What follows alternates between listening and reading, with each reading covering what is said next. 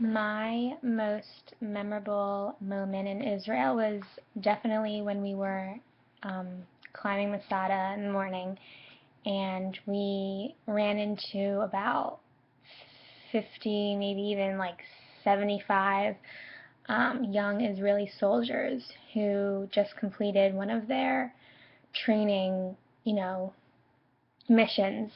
And when they arrived at Masada, the feeling of brotherhood and just the love that they have for their country and how they'll fight and do anything for it was just an amazing experience. And I was just felt so lucky to be able to be there and share that amazing moment with them of completing their training.